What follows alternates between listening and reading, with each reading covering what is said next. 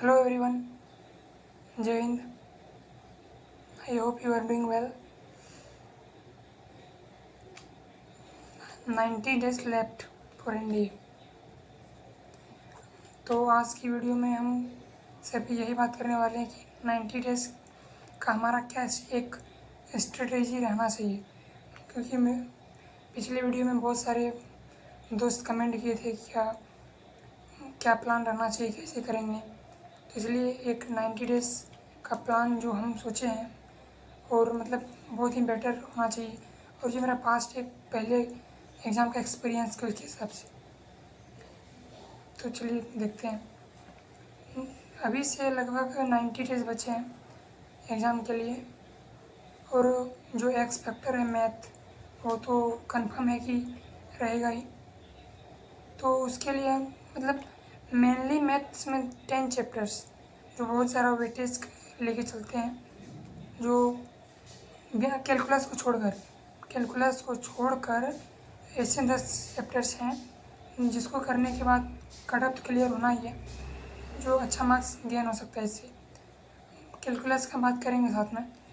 जैसे हो गया पहली एक बात कि एग्ज़ाम इतना इजी रह नहीं गया है, क्योंकि हम और एक भैया को जानते हैं जिसका हम देखे थे, वो बता रहे थे कि वो 5 टाइम्स दिए हैं, जितना तो मेरे पास अटैम्प्ट भी नहीं है।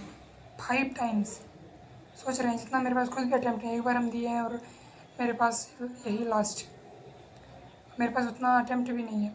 और वो भैया 5 टाइम्स दिए हैं, जिसमें वो पहली 2 बार रिटर्न क्लियर नहीं कर सके थे और उसके बाद वो एसएसबी क्लियर नहीं कर सके। कॉन्फ्रेंस आउट हुए तो फिर स्क्रीन इन नहीं हुआ पहली बार में, फिर कॉन्फ्रेंस आउट हुए। तो कितना ज़्यादा टफ है, मतलब 5 टाइम्स मौका मिलने के बाद भी वो नहीं हो पा रहा है, और हम लोग के पास उतना चांस भी नहीं है, और शायद आप लोग के पास भी उतना नहीं होगा चांस। इसलिए ऐसा प्लान है कि हम सिक्योर होकर चलें और पहली या दूसरी बार में ही क्रैक करके वहाँ तक पहुँच जाए, एकेडमी पहुँच जाए। इसके लिए मेरा स्ट्रेटजी यही है कि मतलब जो मैथ है उसमें तो स्कोर करना है, इसलिए थोड़ा सा मैथ को बढ़िया देखते हैं, ताकि मैथ का एक क्वेश्चन जो आ रहा है, जैसे एक साथ 2 क्वेश्चन आ रहा है, तो साथ में 2-3 चैप्टर का मिक्स आ रहा है, जैसे कॉम्प्लेक्स नंबर हो गया, क्वाड्रेटिक हो गया, मैट्रिसेस हो गया। ये लोग मतलब इस चैप्टर्स का मिक्स करके क्वेश्चन दिया जा रहा है। आखिर आपका एक भी चैप्टर वीक है या नहीं, कॉन्सेप्ट क्लियर है, तो वो क्वेश्चन आपसे नहीं बनेगा। इसलिए इतना टफ लग रहा है मैथ, और इसलिए कट भी करना भी मुश्किल हो रहा है। बाकी 40 क्वेश्चन तो करना है, कर लेगा कोई भी, बट ऐसे घुमा के मिक्स करके क्वेश्चन आएगा तो ईजी नहीं रहता है। इसलिए complex number 1, quadratic 2, sequence series 3, और मैट्रिसेस डिटरमिनेंट 4, ट्रिग्नोमेट्री को करना ही है 5, 2D 3D 6-7, और प्रोबेबिलिटी स्टैटिक्स को करके जाना है, और कोनिक हुआ तो कर लेना। मतलब 10 चैप्टर जो कैलकुलस को छोड़कर है उधर करना ही करना है। बाकी आपके पास टाइम है, कर सकते हैं तो कैलकुलस कीजिए, क्योंकि कैलकुलस रैंक बूस्टर साबित होगा। क्योंकि कैलकुलस को करने के बाद आप बाकियों से बहुत आगे निकलेंगे, आपका नंबर बढ़ेगा और रैंक बढ़ेगा, रैंक ऊपर होगा, जिससे आपको merit, last merit, final merit में भी आपको जगह मिलेगा आसानी से। मैथ का तो मतलब प्रैक्टिस करना है, एनालिसिस करना है, और पीवाईक्यू देखना है, ये करना ही करना है। बट जीएटी जो स्कोरिंग सब्जेक्ट, उसको कैसे हैंडल करें। अभी जीओटी में तो जीएटी में बहुत सारा सब्जेक्ट है, जैसे इंग्लिश हो गया आपका, साइंस और हिस्ट्री ज्योग्राफी, जो कि बहुत लेंदी है। और जो हम एग्ज़ाम दे के आए हैं, हमको पता है कि ज्योग्राफी का क्वेश्चन आसान नहीं रहता है, नहीं हिस्ट्री का, क्योंकि उसमें पूरा स्टेटमेंट वाला ही कोई क्वेश्चन भरा रहता है। आपको 3-4 स्टेटमेंट दिया है, आप एक में भी डाउट किए हैं कि मतलब कि क्या होना चाहिए, क्या है, नहीं पता है, तो 90% चांस है कि आप नहीं कर सकिएगा। यही प्रॉब्लम है कि हम पढ़े हुए 6 महीने इतना रगड़े, लेकिन फिर भी हम क्लियर नहीं कर सके। मेरे साथ स्टेटमेंट वाला क्वेश्चन सब में भी जाके फंस गए, क्योंकि उसमें क्लियर नहीं पा रहा था क्या करना नहीं करना, जाके हो गया। और मैं इसलिए बोला आगे का 5 मिनट देखिए बस, और माइंड को मतलब क्लियर रखिए करना क्या है, और मतलब किस चीज़ को करना करना क्या है, बस और कुछ नहीं। ज़्यादा चीज़ नहीं देख सकते हैं क्योंकि वैसे तो बहुत सारा चीज़ है देखने के लिए, बट उतना देख ही नहीं सकेंगे हम लोग। तो इंग्लिश हो गया, इंग्लिश में आपका वोकैब रीडिंग करते रहिए, रीडिंग कीजिएगा, इरर वाला क्वेश्चन भी बनेगा और वोकैब भी ठीक रहेगा, मतलब उससे इम्प्रूव होगा, और ग्रामर तो इम्प्रूव होगा क्योंकि रीडिंग बेस्ड क्वेश्चन रहता है वहाँ पे। रीडिंग बेस्ड क्वेश्चन वहाँ पे देखने को बहुत मिलेगा, 10 क्वेश्चन तो देखने को मिल ही जाएगा। आपका रीडिंग बढ़िया रहेगा तो 10 क्वेश्चन आपका PQRS जो होता है। इस बार PQRS में क्या किया है, S1 S2 करके दिया है, बाद बीच में 4 अरेंज करके दिया है, जो हम आज तक प्रैक्टिस नहीं किए थे। वो नॉर्मल वाला करके जाते थे PQRS, वहाँ पे S1 S6 वाला दिया था, मतलब 6 सेंटेंस को अरेंजमेंट करना था साथ में, तो वो मुश्किल हो गया और उसमें टाइम कंज्यूमिंग हो गया, तो उसमें कुछ किए कुछ रह गया। बट वैसा नहीं, इस बार PQRS को बढ़िया से करना कि वो आता ही है और उसमें आपका फिक्स मार्क्स है, वो आप पूरा ले सकते हैं। इंग्लिश में रीडिंग, वोकैब और ग्रामर, और डेली करना है प्रैक्टिस, मतलब क्वेश्चन लगाना है और साथ में इंग्लिश को लेके चलना और मैथ को। बाकी साइंस के लिए हो गया फिजिक्स, केमिस्ट्री और बायो। तो बायो में तो क्वेश्चन हम रटना पड़ेगा थोड़ा, और फिजिक्स को थोड़ा समझना पड़ेगा। फिजिक्स में भी स्टेटमेंट वाला क्वेश्चन आता है, न्यूमेरिकल 3-4 आ गया, बट स्टेटमेंट वाला ही क्वेश्चन आएगा। फिजिक्स में 4 स्टेटमेंट आ गया, कौन सा गलत है, बोथ 1 2 या मतलब सारा कुछ ऐसे ही क्वेश्चन रहता है।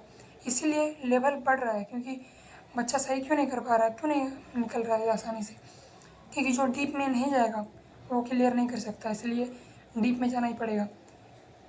और बाकी ज्योग्राफी में 20 क्वेश्चन तो होल्ड करता है ये ज्योग्राफी, और इंडियन ज्योग्राफी, वर्ल्ड ज्योग्राफी।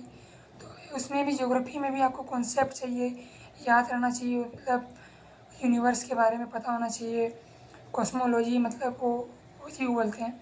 फिर topography, world geography, Indian geography में वो सब रिवर्स, आइलैंड, वो इस करेंट, इसके बारे में पता होना चाहिए, तभी हम ज्योग्राफी को ठीक कर सकेंगे। और इससे क्वेश्चन आता ही है, आप PYQ देख लीजिए या फिर आप प्रीवियस क्वेश्चन देख लीजिए, हर साल आता है ये सब, तो इसको करना पड़ेगा। इसलिए ज्योग्राफी में क्या करना है कि कॉन्सेप्ट नहीं, मतलब ज्योग्राफी को पढ़ना है और उसके बाद क्वेश्चन लगाना है, क्वेश्चन लगाना है।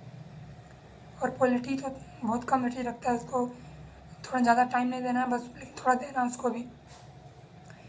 करंट अफेयर्स को छोड़ नहीं सकते इस बार, क्योंकि करंट अफेयर्स पिछले बार हम नहीं देखे, बोले क्या ही 4-5 क्वेश्चन आता है और आ गया 15 क्वेश्चन। हम पूरा शॉक्ड हो गए यार, 15 क्वेश्चन, मतलब समझ रहे 60 नंबर बन रहा था, वो भी 15 क्वेश्चन आ गया करंट अफेयर्स, मतलब बहुत ही ज़्यादा मेरे लिए वो था बेकार, वो छूट गया, इसलिए मेरा रह गया इसमें। लेकिन वो गलती नहीं, करंट अफेयर्स वो थोड़ा थोड़ा करके ही टाइम दीजिए, बस टाइम दीजिए। लेकिन तो ये सब चीज़ करेंगे कैसे, जैसे ज्योग्राफी के लिए डिफेंस वाला के सर हैं राहुल सर जी, बहुत अच्छा पढ़ाते हैं, मतलब हम उन्हीं से पढ़े हैं। ज्योग्राफी में इंटरेस्ट भी उन्हीं के कारण बढ़ा है, और ज्योग्राफी हमको बहुत अच्छा लगता है उसके कारण, क्योंकि हम साइंस बैकग्राउंड से हैं। मेरा फिजिक्स, केमिस्ट्री और मैथ्स था, तो मेरा हिस्ट्री और ज्योग्राफी से कोई इतना रिलेशन नहीं था, लेकिन इंडिया के लिए पढ़े थे, वो बहुत अच्छा पढ़ाते हैं।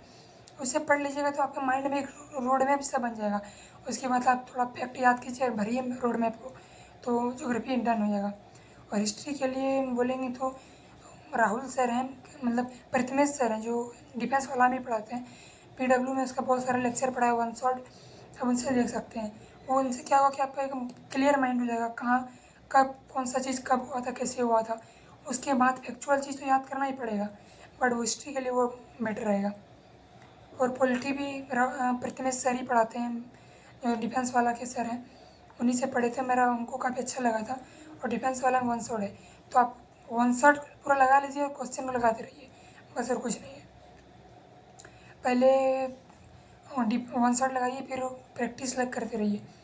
और आप लोग को हम बोलना चाह रहे थे कि ड्रीमर्स एकेडमी करके कुछ है, dreamers academy hub, education hub, तो वहाँ पे वो एक टेस्ट सीरीज़ लॉन्च किए हैं, टेस्ट 50 डेज़ का, जो 16 जुलाई से अगस्त लास्ट तक चलेगा, जिसमें डेली 120 क्वेश्चन मैथ्स का और 150 क्वेश्चन GAT का कराएंगे और वो उसका सलूशन भी देंगे।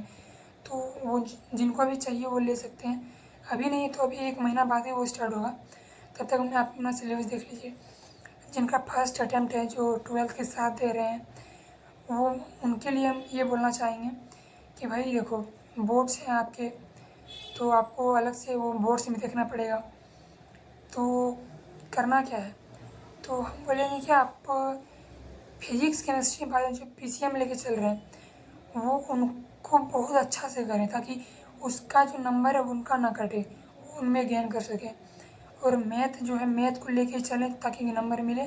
और इंग्लिश संभाल लें, बस इंग्लिश संभाल लें तो आपका बहुत ज़्यादा चांसेस है कि आप कर लेंगे।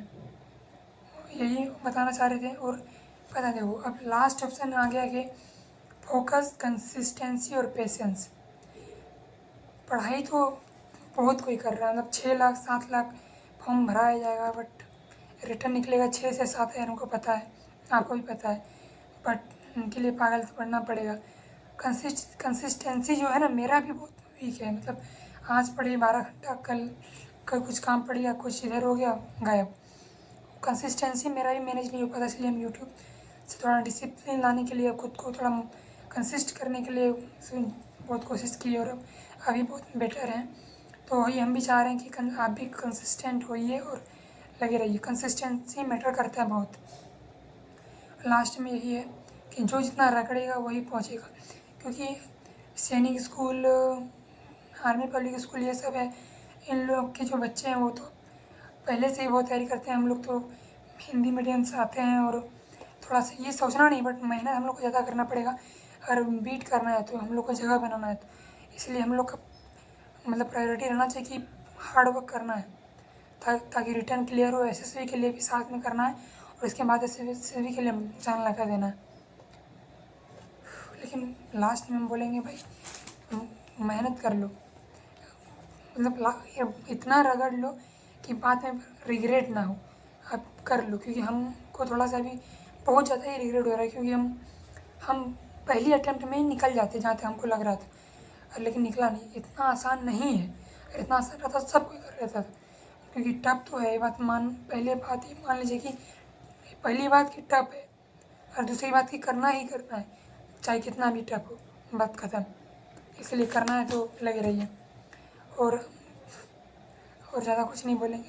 अगर आपको बहुत ज़्यादा क्वेरी हो या डाउट हो तो आप कमेंट करना, सॉल्यूशन ट्राई करेंगे। जय हिंद, थैंक यू।